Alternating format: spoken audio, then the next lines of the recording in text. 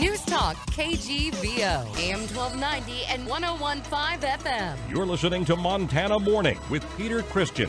The West Nile virus has claimed the life of a Montanan. Good morning, everyone. Montana Morning, it's Wednesday, September 7th, 2016. Have lots of rain the last 24 hours. We have 48 degrees under a cloudy sky right now. Our newscast this morning, sponsored by Selway Armory on Stockyard Road. With more guns and ammo than anyone in Missoula. The best prices in Montana. They are Montana's premier firearms dealer.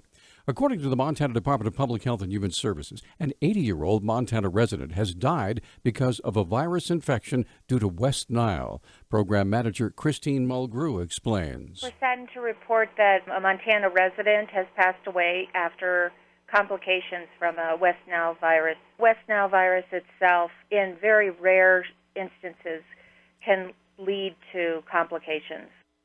Mulgrew says it's likely the resident contracted the virus inside the state because he or she did not travel outside Montana in the last month. This is the first one in 2016, and the last death that we had was in 2014. Usually, though, the number of cases in this state has been 10 or less. Given that this is such a rare occurrence, it's not likely that we would have very many deaths. Currently, 6 people in Montana have been diagnosed with West Nile. A 54-year-old Missoula truck driver has been killed in a crash near Martinsdale in central Montana. The Highway Patrol said Robert Charles Tripp was westbound on Secondary Highway 294 Sunday morning when he failed to stop at the intersection with U.S. Highway 12. He attempted to turn and the truck rolled onto its side. He died at the scene. The patrol said the road was wet at the time, which is still being investigated. About 2 o'clock yesterday morning, multiple people called 911, reporting they'd heard gunshots near the Russell Street Bridge. Missoula Police Public Information Officer Travis Welsh explains. So the officer responded to the area and encountered an adult female who was intoxicated and walking on foot. He noticed very quickly that she had a handgun stuffed into an article of clothing that she was wearing, and he, with the assistance of other officers, were able to disarm her. After the woman explained where she'd been and what she'd been doing and why the gun had been fired, she faced multiple charges. She was walking home from a bar, and somewhere around the middle of the Russell Street Bridge, she decided to fire the handgun into the river. At this point, she's being held for carrying a concealed weapon while under the influence of an intoxicant, carrying a concealed weapon in a prohibited place because she said that she had been in a bar, and carrying a concealed weapon without a permit. 32-year-old Tiffany Ledecky was taken to the Missoula County Jail after the initial investigation. All the charges against her are misdemeanors. Former Montana Representative Dan Kennedy, who is a Republican, has settled allegations that he took illegal corporate contributions from a dark money organization not required to disclose its donors or spending. Kennedy agreed to pay almost make that $20,000 in an agreement signed last week with Commissioner of Political Practices Jonathan Motel. It's the same amount a jury found Representative Art Whittick took in contributions from corporate groups affiliated with the anti-union National Right to Work Committee. Kennedy and Whittick are among the 9 Republican candidates that Motel has accused of taking illegal contributions during the 2010 primary election campaigns. 6 of the 9 cases have either settled or resolved in court. Kennedy represented a Billings district in the Montana House from 2011 to 2013.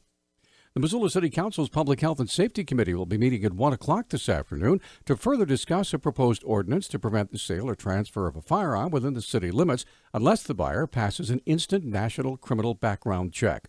Ward 2's Harlan Wells opposes the ordinance. They are looking to regulate the sale of firearms within the city limits, and they tried this last year, and about 300 people showed up to the Monday night meeting, so they shelved it. And my guess is they think enough people have forgotten by now that they can try and get it through this time. Wells said the city's engaging in a game of words to get around existing state law involving firearm sales. The state law specifically prohibits cities from regulating the sale of firearms, but they can do something to suppress possession by felons. So the city, in their ultimate wisdom, is trying to suppress possession by felons by regulating the sale. So they're basically playing this word game to get around state law. Wells said having a good number of people in the audience opposed to the ordinance will help to counter the proponents, such as Moms Demand Action for Gun Sense in America. A new report says Montana's wages are still among the lowest in the nation, but they're rising faster than the national average. The The Montana Department of Labor and Industry released its annual Labor Day report on Tuesday. It says the average wage rose 3% in 2015 to $40,000, while inflation was only 0.1%. The report says a stronger economy and tighter labor market is driving the growth. However, low oil prices led to a decline in employment and wages in eastern Montana. Republican gubernatorial candidate Greg Gianforte is focused on the state's low wages in his bid to oust Democratic Governor Steve Bullock. Gianforte says he's running satellite radio ads this week, urging Montanans working in Seattle and Denver to return home and telecommute.